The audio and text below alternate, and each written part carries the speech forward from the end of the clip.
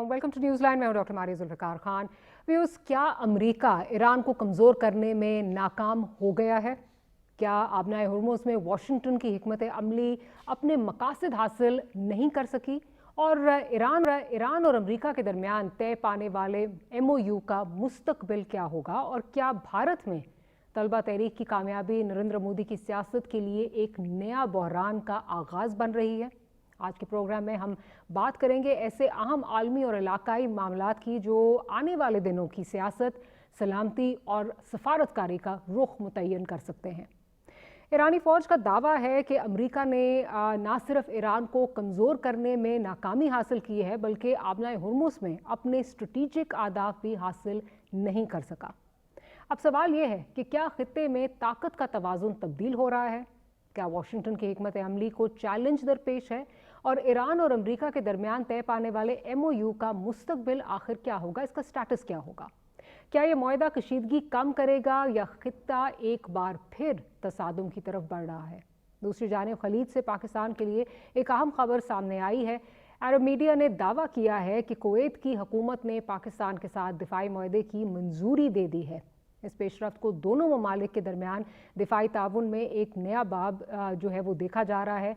और साथ ही साथ ये भी बात हो रही है कि क्या ये मुआहदा पाकिस्तान के दिफाई और सिफारती असर व रसूख में इजाफे का बायस बनेगा, और इससे खित्ते पर आखिर क्या असरात मरतब होंगे। अगर अब बात करें इधर भारत की, जहां तलबा एहतजाज ने मोदी हुकूमत के लिए नई मुश्किलात जो हैं वो खड़ी कर दी हैं। एहतजाजी तहरीक के कामयाबी के बाद सियासी हलकों में ये सवाल शिद्दत इख्तियार कर गया है कि क्या नौजवान नस्ल ने मोदी हुकूमत के खिलाफ फैसला कुन पैगाम दे दिया है? क्या ये सिर्फ एक एहतजाज की कामयाबी है या फिर भारतीय सियासत में एक बड़ी तब्दीली का आगाज़? इन्हीं तमाम अहम मौज़ूआत पर तफसीली तज्ज़िया जो है वो करेंगे अपने मेहमानों। हमें ज्वाइन कर रहे हैं ब्रिगेडियर रिटायर्ड हारिस नवाज साहब, साथ ही साथ हमारे साथ सीनियर एनालिस्ट शौकत पराचा साहब मौजूद हैं, and we have with us former ambassador and senior journalist Javed Malik साहब। Pleasure to have all of you on board. गुफ्तगू का आगाज़ जो है वो ब्रिगेडियर साहब आपसे करती हूँ। अगर हम इस वक्त देखें, अमेरिका के जो अहदाफ हासिल करना चाहता था, ईरान में जो अहदाफ हासिल करना चाहता था, बिलखुसूस अभी जो इस वक्त एक बड़ा तनाज़ा जो बना हुआ है वो स्ट्रेट ऑफ होर्मुज़ के हवाले से जो है वो बना हुआ है, क्या आपको लगता है कि वो अपने टारगेट्स अचीव करने में जो है वो कामयाब हुआ है या नाकाम हुआ है, कंसिडरिंग कि अब बहुत सारी रिपोर्ट्स इस तरह की आ रही हैं, आगे जाकर उस पर बात भी करेंगे। CNN की आज रिपोर्ट थी जिसमें कहा गया कि प्रेसिडेंट ट्रंप को एडवाइस किया गया है कि आप ये जो हमले हैं ये रोक दें, और हमारा स्टॉक पाइल जो है वो कम हो रहा है, इस वजह से रोकते हैं। साथ ही साथ ओमान ने भी अपना जो है वो इसमें किरदार अदा किया है। सारी जानिब से अगर देखा जाए तो ये प्रेसिडेंट ट्रंप को एडवाइस ये मिल रही है कि इसमें कुछ नहीं रखा, इससे हमें नुकसान होगा। आपको क्या लगता है, अगर आज हम इसको एनालाइज करें, have they been able to achieve what they set out to do? Doctor Maria, I personally feel कि अमेरिका ने पूरी कोशिश कर ली, फर्स्ट फेज में भी इस फेज में भी। they could not achieve what they wanted to achieve.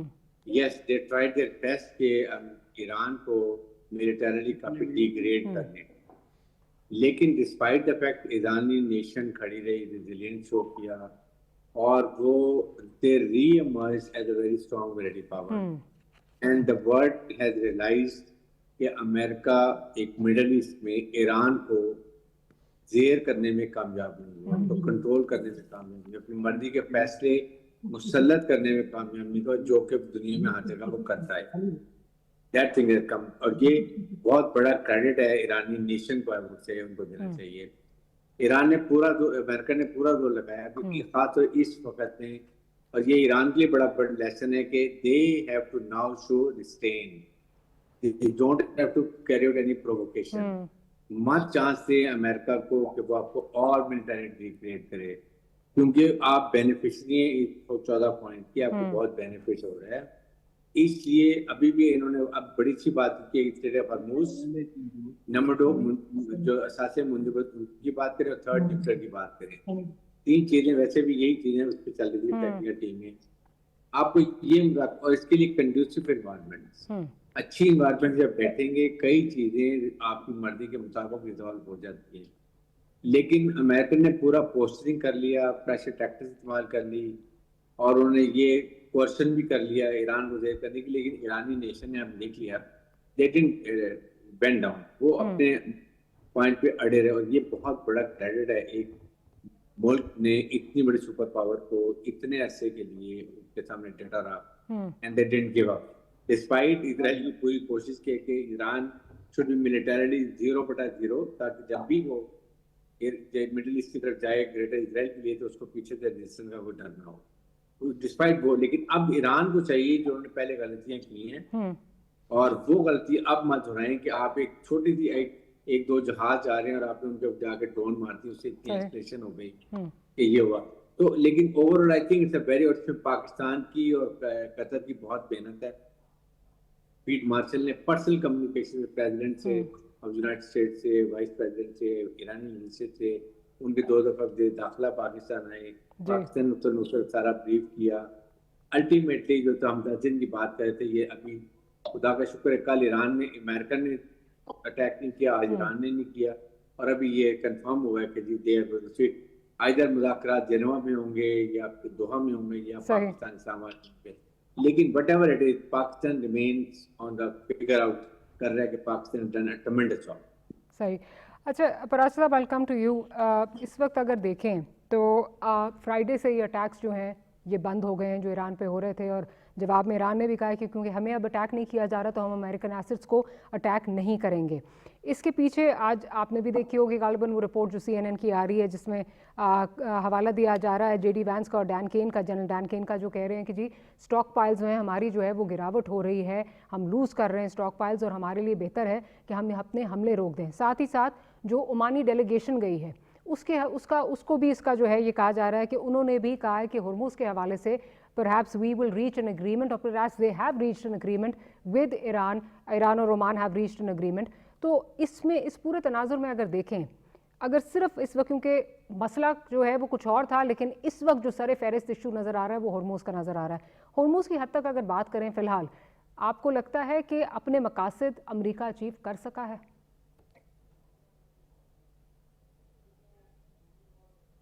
बहुत शुक्रिया डॉक्टर साहिबा। बात यह है कि ऑन गोइंग क्राइसिस में जो एक यार्ड स्टिक है कामयाबी या नाकामी या मकासद के असूल या नाकामी का, वो बड़ा डिफ़िकल्ट और बड़ा डिफरेंट होता है। अमेरिका ने स्टॉक पाइल ख़त्म होने की वजह से या कम होने की वजह से ये हमले बंद करवाए। एक सुपर पावर है, एक मिलिट्री पावर है, वो पूरी दुनिया को अगर ड्रोन भी भेज रहा है, मिसाइल भी भेज रहा है। कल ही रशिया के वज़ीर ख़ारजा सरगई लावरोव जो है वो शिकायत कर रहे थे कि अभी भी यूक्रेन को, ज़ेलेंस्की को वेपन मिल रहे हैं। देखिए ना, बहुत सारे मुल्क and with in United states बहुत सारे जो पावरफुल सर्कल्स हैं वो इस जंग के फेवर में नहीं है और एक्टिव डिप्लोमेसी भी जारी है। किसी की बात तो सुननी है, और ये पहली बार नहीं होगा, क्योंकि 28 फरवरी के बाद 40 रोजा जब जंग रोकी गई, 8 अप्रैल को सीज फायर हुआ, फिर 22 को सीज फायर एक्सटेंड किया गया, तो वो डिप्लोमेसी थी, वो सफारतकारी थी, वो डायलॉग था, और उसमें यकीनी तौर पर पाकिस्तान का क्रेडिट था। फिर बाद में कतर भी शामिल हो गया, ओमान भी शुरू से चलता रहा है। ये जो यार्ड स्टिक है कामयाबी का या मकासद हासिल करने का, हुर्मुज़ फॉर एग्जांपल, हुर्मुज़ अगर ईरान ने बंद किया तो उसका काउंटर ब्लॉकेड 2 बार हुआ, ईरान के शिप्स तो बाहर नहीं जा सके, फिर उनकी जो ट्रेड थी वो भी रुकी। सिमिलरली जो अदर रीजनल कंट्रीज हैं, हुर्मुज़ एक इंटरनेशनल वाटर का जो कॉन्सेप्ट है, ये जो लॉ है 1982 का, वो तो सबके लिए ओपन है। जो उसको इंटरप्ट कर रहा है हुर्मुज़ को, in that case initially it was Iran, जब 18 जून को ये एग्रीमेंट हो गया, इस्लामाबाद MOU हो गया, उसके बाद 3 शिप्स पे जो अटैक किया गया हुर्मुज़ में, वो तो ईरान ने किया। उसकी वजह से फिर ये 2 हफ्ते के जो फ्लेयर अप्स हुए थे ये हुए। अब हौथीज छोड़ दिए गए। सबको मालूम है हौथी मिलिशिया को असला कौन देता है, उनकी पेट्रनेज कौन करता है, ईरान की तरफ बात जाती है। अब तो खैर उनके दरमियान भी बातचीत चल पड़ी कहीं ना कहीं ओमान के ही उस होस्टिंग में। तो इसलिए मैं समझता हूँ कि ये स्टॉक पाइल से ज़्यादा जो एक डिप्लोमेसी का एलिमेंट है, और बार बार पाकिस्तान भी कह रहा है, ईरान से भी बात कर रहा है, चाइना ने भी बात की है। अभी चाइना के साथ जो हमारी मीटिंग्स हुई, यानी पहले नायब वजीर आजम वजीर खारजा इसहाक डार साहब बीजिंग गए थे, वहां पे उनकी हिज एक्सेलेंसी वांग यी से मुलाकात हुई, फिर एससीओ की साइड लाइन पर उनकी मुलाकात हुई। तो इसमें मोस्ट ऑफ द थिंग जो है वो मैं समझता हूँ कि अगर कल हमले नहीं हुए, अभी तो कोई पता नहीं है ऐलान क्या होता है, लेकिन कल जो हमले नहीं हुए उसमें इक्वल डिप्लोमेसी भी थी। और ऑब्वियसली नुकसान तो है, जब आप जंग में हैं, आप सुपर पावर हैं या एक रीजनल पावर हैं, तो नुकसान तो है। मसलन ईरान के अंदर जो इंफ्रास्ट्रक्चर का नुकसान हुआ, वो बनते बनते साल लगते हैं, तबाह होने में तो एक लम्हा लगता है कि एक मोमेंट पे बॉम्ब आए, बॉम्बिंग आए, मिसाइल आए, तबाही फैल गई। यहाँ तो B-52 भी आए हुए थे। तो इस्लामाबाद MOU कोई खत्म नहीं हुआ, क्योंकि देखिए ना, जब भी ईरान और अमेरिका ने रिज्यूम करना है डायलॉग, उसका जो लीगल बेस है वो और कोई नहीं है दोनों मुल्कों के दरमियान। वो लीगल बेस जो है वो MOU है। कौन सा MOU? Islamabad memorandum of understanding, जो कि 18 जून को साइन हुआ। सदर ट्रंप ने as a one warring party, सदर Pezeshkian the other warring party, और prime minister of Pakistan Mian Shehbaz Sharif as a mediator उन्होंने साइन किए। वो अपनी जगह पे मौजूद है। अभी तो खैर दोनों साइड ने कह दिया, सदर ट्रंप ने भी कहा कि खत्म हो चुका है, ईरान ने भी कह दिया खत्म हो गया। ऑफिशियली इन राइटिंग में तो वो मौजूद है, और किसी ने उसको नेगेट नहीं किया इन राइटिंग उस तरह। बिल्कुल किसी ने उसको ये नहीं कहा कि हम जो है उसको इन राइटिंग जो है हम उससे निकल आए हैं। हाँ, वो ऑस्टेरिटी दोबारा रिज्यूम हो गई। मैं यही कह रहा हूँ कि टेम्पलेट जो है दोबारा डिप्लोमेसी का या लीगल बेसिस दोबारा आने का टेबल पे, वो वही है जिसको हम इस्लामाबाद मेमोरेंडम ऑफ अंडरस्टैंडिंग कहते हैं, और दुनिया इसी नाम से पहचानती है। कोशिशें जारी हैं, और होपफुली पाकिस्तान तो अभी उम्मीद का दामन नहीं छोड़ रहा। Pakistan still hopeful. चले, उम्मीद नाउमीदी कुफर है, तो हमें दीन भी सिखाता है। तो इसी पे जो है वो हम जो है वो कनात करते हैं, और इंशाल्लाह कोई अच्छी खबर आएगी। बट जावेद साहब, कमिंग ओवर टू यू, जैसे कि अभी पराचा साहब ने बात की, it's an amalgamation of course. जो स्टॉक पाइल्स है वो भी मसला होगा, लेकिन जिस तरह डिप्लोमेसी है, मैंने इसीलिए हवाला दिया ओमानी डेलीगेशन का भी, उनका भी जो है वो ये तस्करा हो रहा है कि जी उनकी जो उनके इस विज़िट के बाद ये कहा गया कि हुर्मुज़ का मसला जो है वो ऑलमोस्ट रिजॉल्व्ड है, या कोई some sort of an understanding has been reached. और ये भी कहा जा रहा था कि गालिबन वीकेंड पे कुछ खबरें आएंगी अबाउट दिस। अभी हमारा वीकेंड तो ख़त्म हो रहा है, अब देखते हैं, let's just wait and watch कि वहाँ पे क्या होता है। हैविंग सेड दैट, आपको लगता है कि जो ये एक स्टिकिंग पॉइंट बना हुआ है, बोन ऑफ कंटेंशन बना हुआ है, ये रिजॉल्व हो जाएगा ईरानी फेवर में? Because from the looks of it, Iran इस वक्त is not willing to give up on this.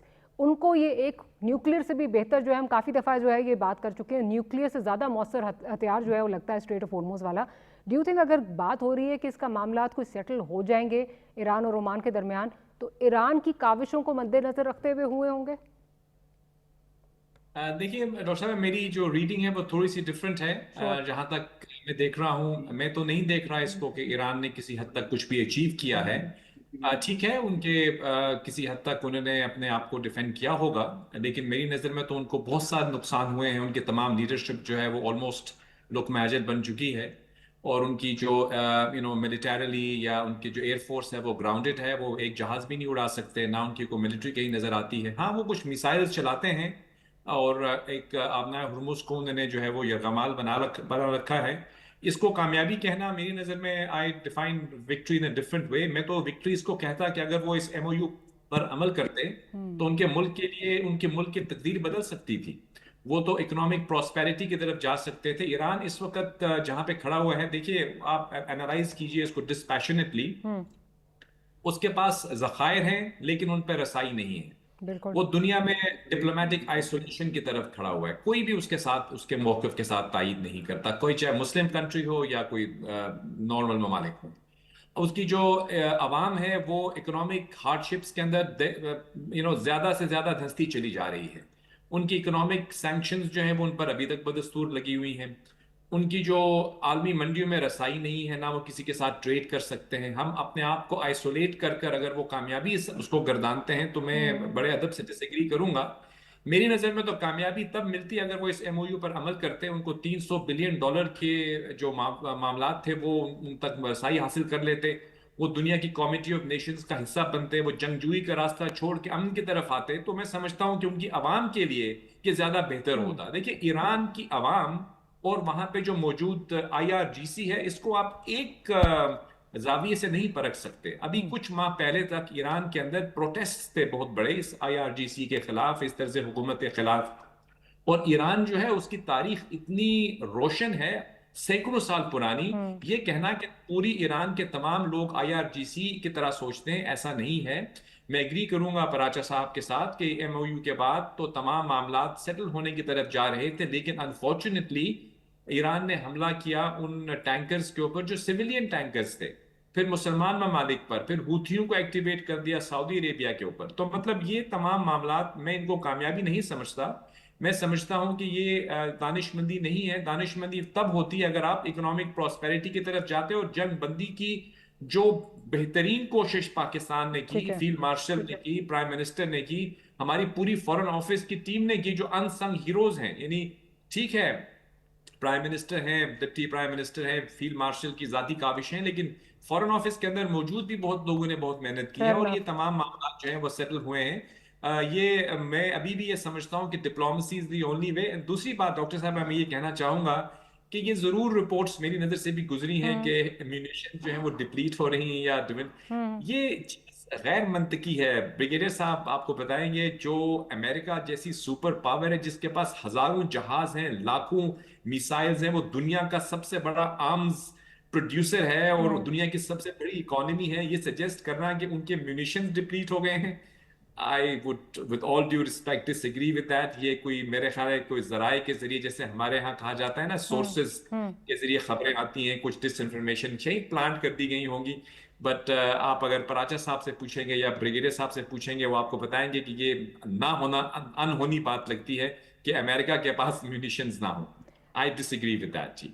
अगर ये पॉज आया है तो मेरी नजर में ये एक डिप्लोमेटिक एफर्ट्स हो रहे हैं जो कुछ पसे पर्दा है, मैं उनको रिवील नहीं कर सकता, नहीं वो दानिशमंदी होगी उनको रिवील करना। बट मैं आपको बता सकता हूं कि there are active diplomatic efforts going on, जिसके नतीजे में हो सकता है पॉज हुआ हो।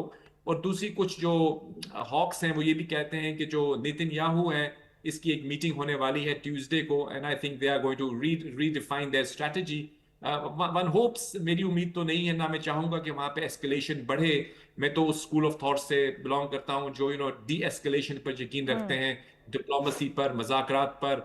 एमओयू के अंदर I strongly believe it's an MOU which is a road map towards not only peace and stability for Iran and the region, but also एक रास्ता खोलता है ईरान को ईरान अपने आप को एक इकोनॉमिक पावर की तरह बना सकते हैं। उनके देखिए, हमारे यहाँ just for context 3-4-5 billion dollars के लिए हमको कितने पापड़ बेलने पड़ते हैं, यहाँ तो hundreds of billions of dollars की बात हो रही थी।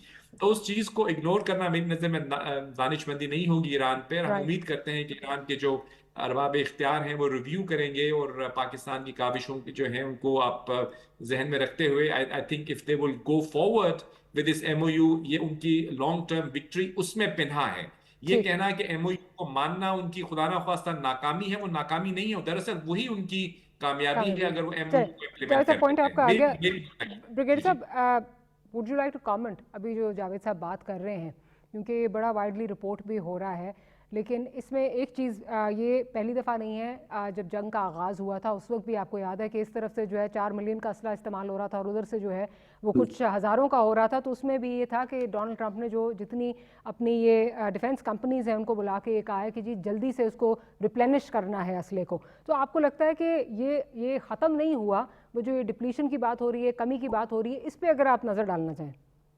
देखिए डॉक्टर मरिया, रशिया 3-4 साल से मुतवत्तर यूक्रेन का अकेला लड़ और वो कंटिन्यू कर रहे हैं। हाउ कैन अमेरिकन ये 2 महीने की लड़ाई में उनके स्टॉक वेल कम होने शुरू हो जाए, जबकि they have no dearth of money. Dollar में हार्ड ट्रेड होता है, they are minting trillion dollars. It can never happen, let me tell you. ये तो कुछ भी नहीं, पीनट फॉर देम।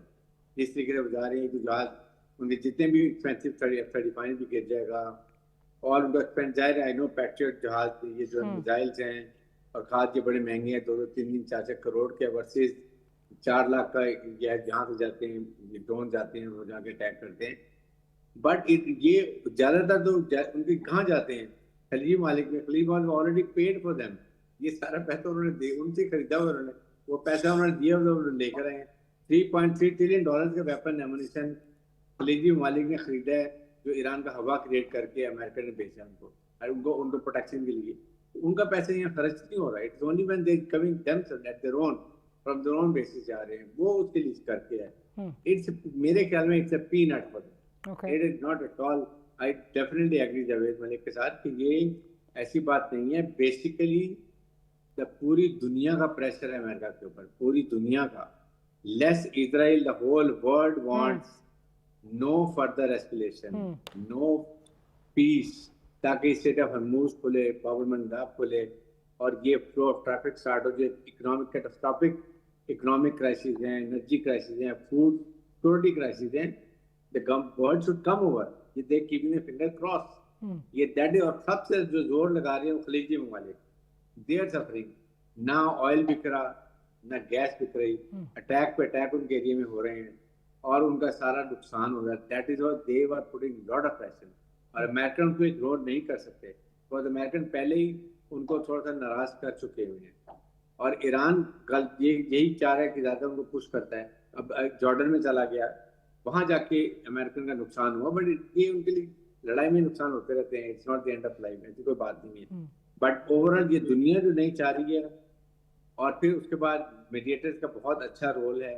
और अमेरिका भी चाहता है कि अब जंगबंदी होनी चाहिए और मुज़ाकरात के बाद उनका मेन एम है कि ईरान शुड डीन्यूक्लियराइज। दैट और कोई प्रॉब्लम नहीं है ईरान को, अमेरिकन को। इट्स ओनली इजराइल की प्रॉब्लम है कि मिलिटरीली 0/0 हो जाए।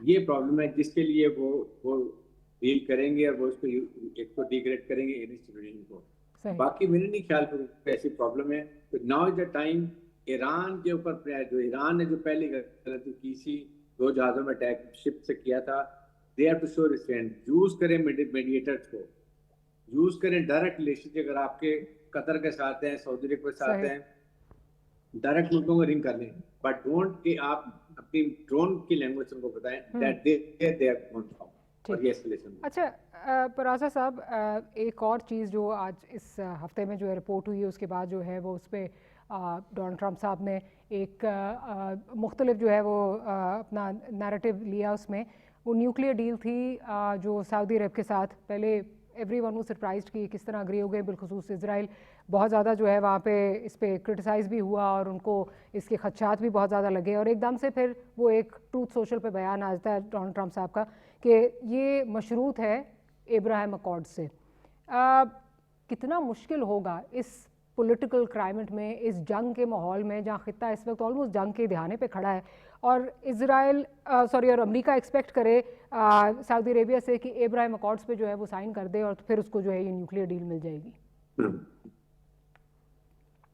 ये बड़ी इंपॉर्टेंट चीज़ आपने हाईलाइट की, क्योंकि सिर्फ सऊदी अरेबिया नहीं, पूरी जो मुस्लिम वर्ल्ड है वो कंसर्न्ड है इस क्वेश्चन से कि क्या सदर ट्रंप इसको फोर्स करेंगे। मसलन ये बातें पहले भी हुई जब बोर्ड ऑफ पीस बन रहा था गजा के हवाले से, यानी पिछले साल सितंबर में 8 मुस्लिम ममालिक ने सदर ट्रंप से मीटिंग की जिसमें सऊदी अरब, पाकिस्तान, तुर्की, कतर, इंडोनेशिया, उर्दन शामिल थे। 8 मुस्लिम ममालिक ने गजा में वो जो बुचरी या कत्लेआम जारी था वो बंद कराया। फिर गजा पीस प्लान आया 21-22 मुकात का, और उसमें उसके बाद बोर्ड ऑफ पीस जब बन रहा था तो फिर भी सदर ट्रंप ने ये बात की थी कि वो चाहेंगे मुस्लिम मुल्क जो है वो इस अकॉर्ड का हिस्सा बने, इब्राहिम अकॉर्ड या सो कॉल्ड इब्राहिम अकॉर्ड का।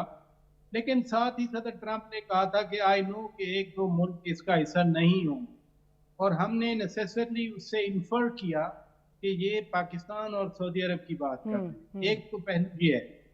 दूसरा पहलू ये है कि जब बहरीन, सूडान और दीगर ममालिक इब्राहिम अकॉर्ड में शामिल हुए तो आई रिमेंबर के his royal highness crown prince Mohammed bin Salman साहब जो सऊदी यानी किंग समझ लें, पॉलिसी तो चला रहे हैं, उन्होंने वादे तौर पर कहा था कि जब तक 2 स्टेट सोल्यूशन नहीं आता, यानी फलस्तीन की आज़ाद viable state with Jerusalem as its capital and with the borders of pre-1967, यानी ये OIC की पोजीशन है, ये पाकिस्तान की पोजीशन है, और यही position his royal highness Mohammed bin Salman ने कही थी।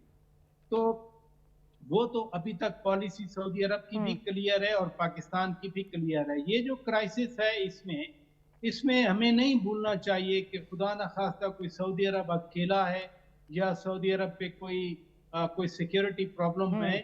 पाकिस्तान का स्ट्रेटेजिक म्यूचुअल डिफेंस एग्रीमेंट है, और न सिर्फ वो एग्रीमेंट बरकरार है बल्कि अभी जो सबसीक्वेंट स्टेटमेंट्स आई, कल परसों भी फॉरेन ऑफिस ने जुमेरात को बात की, प्राइम मिनिस्टर ने भी his royal highness crown prince Mohammed bin Salman साहब से टेलीफोन पे बात की, तो पाकिस्तान ने उस स्ट्रेटेजिक म्यूचुअल डिफेंस एग्रीमेंट के अंडर जो ऑब्लिगेशंस हैं वो पाकिस्तान ने उन पर रीअफर्म किया है। तो कोई ऐसा मसला नहीं है सऊदी अरब पे खुदा न खास्ता कि कोई इतना मुश्किल टाइम आ गया हो कि सऊदी अरब अपने आप को इतना बेबस समझे और इस तरह की अपनी पॉलिसी ओवरनाइट चेंज करे।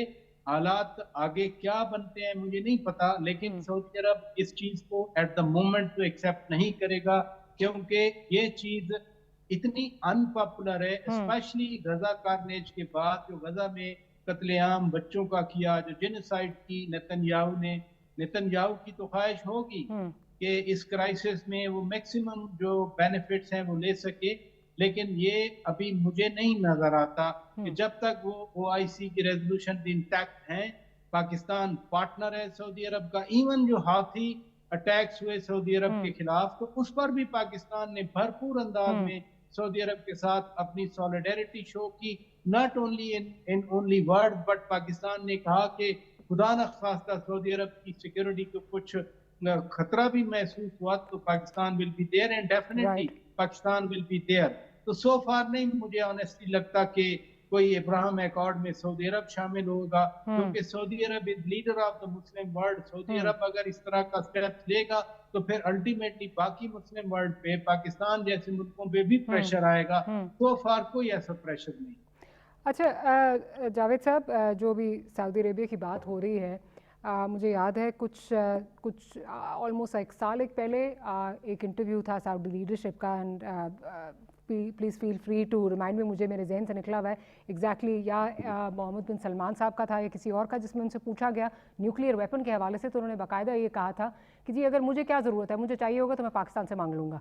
तो अभी जो बात कर रहे हैं पराचा साहब, उसमें बिल्कुल और वज़न इस बात से भी आता है कि इतनी कोई डेस्परेशन नहीं है सऊदी अरेबिया को, डेस्परेशन के इस पॉलिटिकल क्लाइमेट में, इस जंग के माहौल में वो इस अकॉर्ड को जो है वो कबूल करे, विच इज़ एक्सट्रीमली अनपॉपुलर। कि देखिए सऊदी अरेबिया का जहाँ तक ताल्लुक है, मैं आपको ये बताता चलूँ कि सऊदी अरेबिया, बिल्कुल मैं इस चीज़ से टोटली एग्री करता हूँ कि वो मुस्लिम दुनिया का लीडर है, तमाम मुसलमानों का मरकज़ सऊदी अरेबिया में है। पाकिस्तान और सऊदी अरेबिया के जो डिफेंस पैक्ट जो है वो बिल्कुल हमारे लिए it's something that we have to honour. और मैं आपको कहूँ कि अगर ये एग्रीमेंट ना भी होता, फिर भी पाकिस्तान और सऊदी अरेबिया के दरमियान स्ट्रॉन्ग रिलेशनशिप है कि हम उनके दफा में हमेशा खड़े रहेंगे, और मैं आपके प्रोग्राम में रहे इंशाल्लाह और रहेंगे भी। और मैं आपको ये बताता चलूं, आपके प्रोग्राम में भी पहले बात हुई, मेरी नजर में जो पाकिस्तान की as a student of diplomacy मैं आपको बता सकता हूं कि पाकिस्तान की जो फॉरेन पॉलिसी है उसका जो एक पिलर है वो पाकिस्तान की relationship with Saudi Arabia and the gulf है। आपको ये जहन में रखना पड़ेगा कि न सिर्फ हमारी वहां पे 7 मिलियन पाकिस्तानीज जो हैं वो गल्फ में रहते हैं, जो आज अगर आप देखें तो स्टेट बैंक आपको बता रहा है कि अगर आपकी जो एक्सपोर्ट है उससे ज्यादा आपकी फॉरेन एक्सचेंज रेमिटेंसेस हैं, सबसे बड़ी तादाद गल्फ ममालिक से आती है। तो पाकिस्तान की ये इकोनॉमिक रिलेशनशिप है, हमारी रूहानी वाबस्तगी है वहां से, और हमारे जो है वो रिलेशनशिप्स हैं।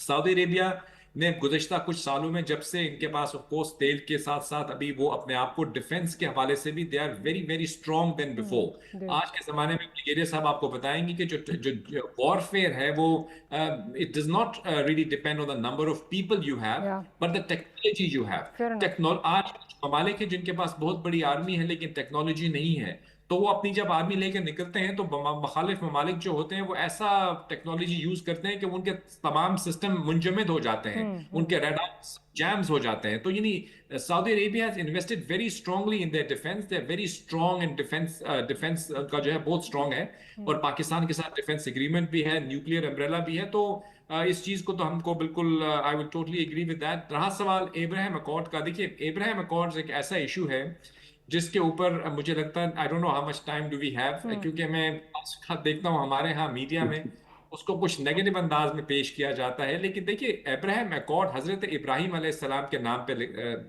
वो है, उसको रखा गया है। एक ऐसे नबी हैं जो तीनों मजाहिब के लिए कॉमन है और बायसे रिस्पेक्ट हैं। एक सोच है, ये कोई ऐसा नहीं है कि कोई जिस तरह के ओस्लो अकॉर्ड का जिक्र प्राचा साहब ने किया जिसके नतीजे में 2 स्टेट सोल्यूशन आया। 2 स्टेट सोल्यूशन के अंदर हम समझ सकते हैं कि जेरूसलम कैपिटल भी होगा और जो बाउंड्रीज हैं वो भी पुरानी वाली होंगी। लेकिन वो जो ओस्लो अकॉर्ड था वो ऑन ग्राउंड इंप्लीमेंट नहीं हुआ, तो एक नई सोच ने जन्म लिया कि हम इस मामले को रिजॉल्व कैसे कर लें। बिकॉज 2 स्टेट सोल्यूशन के अंदर भी अगर आप ये जानती हैं कि वहां पे भी 2 स्टेट्स की बात की जाती है। तो 2 स्टेट्स कौन सी हैं? एक फलस्तीन और दूसरी इजराइल। तो इजराइल, अब लोग कहते हैं इजराइल जो है उसको एक्सेप्ट नहीं करेंगे, तो 2 स्टेट सोल्यूशन में तो उसका जिक्र किया गया है, लेकिन वो इंप्लीमेंट नहीं हुआ, उस तरह से आगे नहीं बढ़ा जिस तरह उसको बढ़ना चाहिए। अगर वो बढ़ जाता तो मैं समझता हूं कि आज हो सकता है कि तमाम मुस्लिम ममालिक जो है उनकी रेगुलराइज हो चुकी होती रिलेशनशिप। तो इस मसले का हल जो है वो दरअसल ओस्लो अकॉर्ड में पिन्हा है। अगर वहां पे मौजूद जो terms and conditions 2 state solution में रखी गई थी, जिसमें जेरूसलम कैपिटल भी था और 2 वायबल स्टेट्स थी जो कि साइड बाय साइड एग्जिस्ट करती थी, लेकिन उनमें जो बाउंड्रीज हैं वो डिटरमिन कर दी गई हैं। इसराइल ने जो तजावुजात की हैं और आके हमले करके इंकर्जन्स कर ली हैं ऐसे इलाकों में जहां पे वो बिलोंग नहीं करते, इसराइल को उनसे पीछे हटना पड़ेगा। और अगर वो पीछे हटेंगे तो फिर ऑफ कोर्स नॉर्मलाइजेशन हो सकती है, जिसके अंदर फिर इब्राहिम अकॉर्ड जो है वो मैं समझता हूँ एक पॉजिटिव इंस्ट्रूमेंट सब्जेक्ट टू इसको आपको समझने के लिए दोनों अकॉर्ड्स को सामने रखना पड़ेगा, क्योंकि यूनिलैटरली नहीं हो पाएगा। मैं समझता हूं कि पाकिस्तान के लिए हो, सऊदी अरेबिया के लिए हो, it is not something that is on the cards right now. हमारे पॉलिसी मेकर्स इसको कंसिडर भी नहीं करेंगे, क्योंकि वो ओस्लो अकॉर्ड में ही यकीन रखते हैं फिलहाल जो 2 स्टेट सोल्यूशन है। तो मुझे नहीं लगता कोई प्रेशर है सऊदी अरेबिया के ऊपर ना पाकिस्तान पे है इस हवाले से। ये सिर्फ जो रीजनल अभी जो आपने न्यूक्लियर की बात की है जिसके बारे में रिलैक्सेशन दी गई है, वो मुझे लगता है सिविलियन न्यूक्लियर एनर्जी के हवाले से है। और वो तो हर मुल्क का हक है, वो अपने आप को सिर्फ इतना उसमें फर्क है कुछ वहां पे वो अफजर्दगी कर सकते हैं अपनी ग्राउंड पे, और वो उनकी क्लीन एनर्जी के हुसूल के लिए जदीद टेक्नोलॉजी के जरिए सऊदी अरेबिया अगर हासिल करना चाहता है तो ये तो इस खित्ते के लिए बल्कि मैं समझता हूँ पूरी दुनिया के लिए बहुत खुश आइन है कि सऊदी अरेबिया जो है अपनी न्यूक्लियर इंटरेस्ट, अपनी जो क्लीन एनर्जी है उस हवाले से अपनी जो है जो उनका जो भी उनका विजन है 2030 2040 उसके हवाले से वो इम्प्लीमेंट कर रहे हैं उसको। आई थिंक जावेद साहब आपने बिल्कुल ठीक कहा, एब्राहिम अकॉर्ड्स को इसलिए भी ज़्यादा विलिफाई किया जाता है I think specially in our part of the world, because एक तो हमारे सामने जीती जागती मिसाल इस वक्त गज़ा का इशू है, जिस पे जो भी इस वक्त आपकी अंडरस्टैंडिंग हो रही है या जो इजराइल को चीज़ें जो हैं वो कही जा रही हैं वो या पासदारी वो करने को तैयार नहीं है। आपने खुद ये भी बात की कि जो सेटलमेंट उन्होंने जो की हुई है, जिन एरियाज़ पे उन्होंने कंट्रोल किया हुआ है, जिनको ज़बरदस्ती ज़ेर कंट्रोल है, वो वापस देने के लिए तैयार नहीं है। फिर अभी भी गज़ा में जिस तरह जो है खून रेजी हो रही है, I think that is one of the reasons कि इसको बहुत तशवीश की नज़र से देखा जाता है।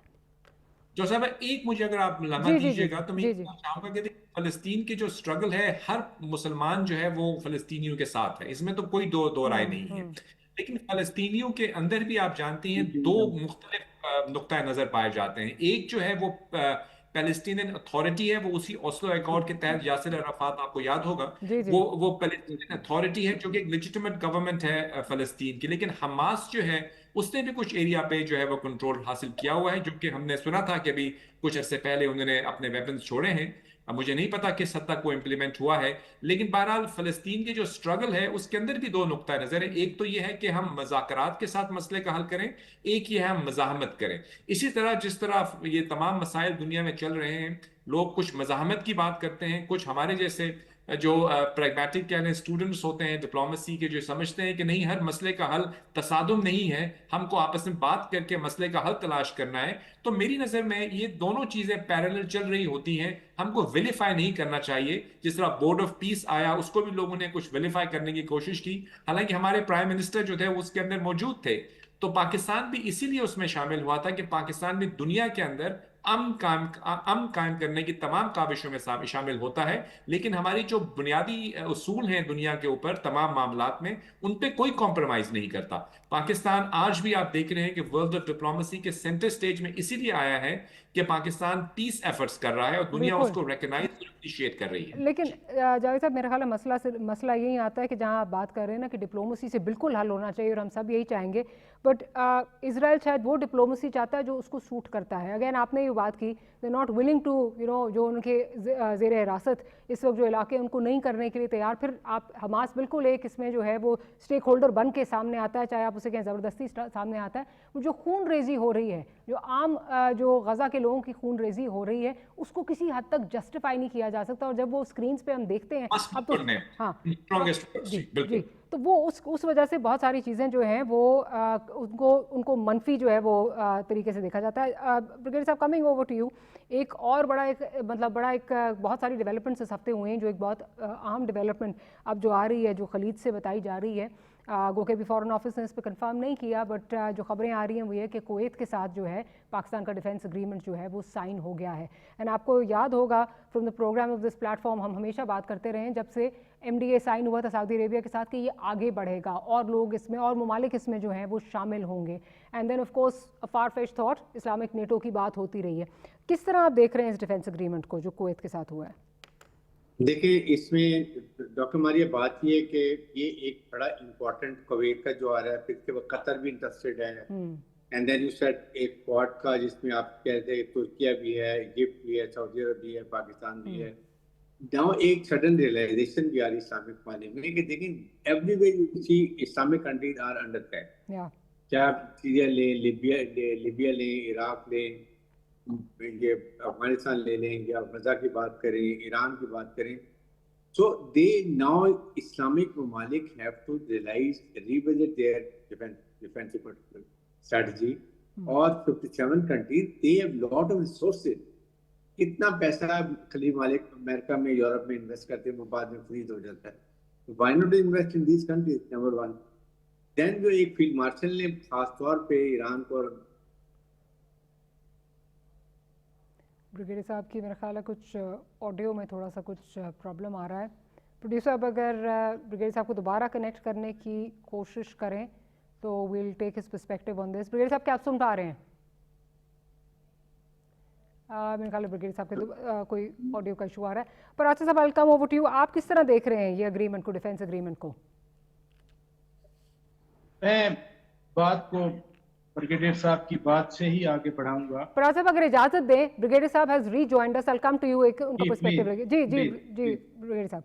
तो देखिए, उसमें इन ममालिक की जो भी थिंकिंग है, ये जो ईरान और फील्ड मार्शल ने समझाया इन ममालिक को कि आप इकट्ठे हों। एक ईरान का हवा की वजह से ईरान को अलहदा कर दिया, खलीज अलहदा हो गए, और ईरान, इजराइल और अमेरिका फायदा उठाते रहे।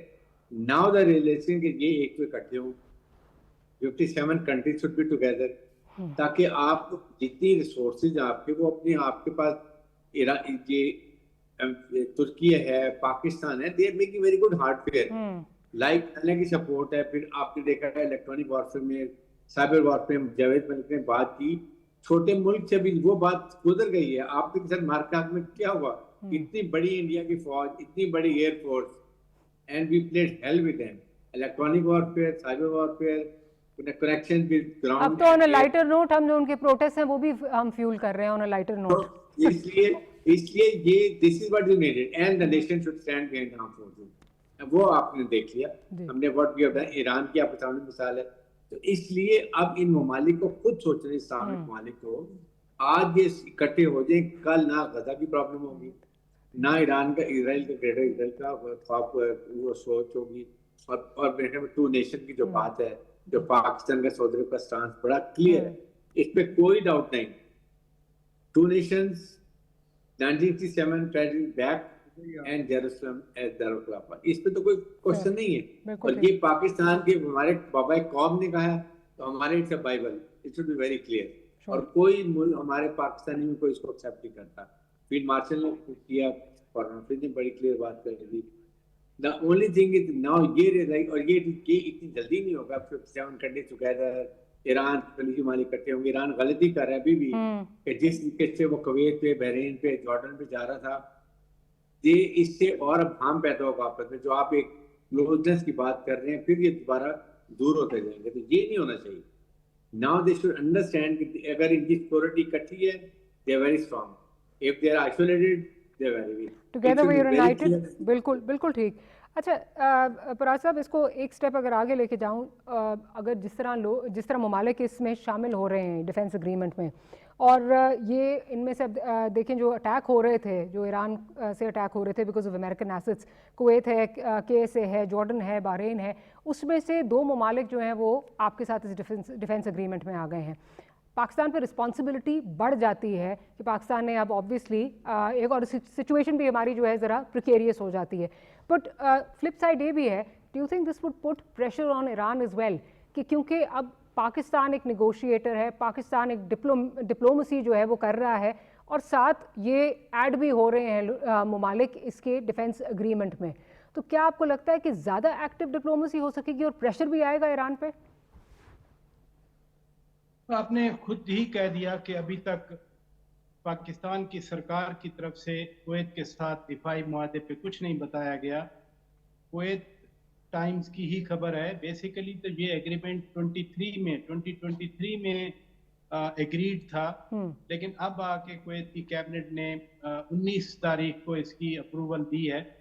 लेकिन प्राइमरीली ये सऊदी अरब के साथ जो हमारा म्यूचुअल स्ट्रेटेजिक डिफेंस एग्रीमेंट है, उससे मुख्तलिफ है। जो सऊदी अरब के साथ हमारा एग्रीमेंट है, जैसे एम्बेसडर जावेद मलिक साहब भी उस तरफ इशारा कर रहे थे, सऊदी अरब के साथ है कि एक मुल्क पर हमला दूसरे पे तसव्वुर किया जाए, और अगर खुदा न खास्ता पाकिस्तान पे अटैक होता है तो फिर सऊदी अरब पे अटैक होगा, और अगर सऊदी अरब पे अटैक होता है तो पाकिस्तान पे अटैक होगा।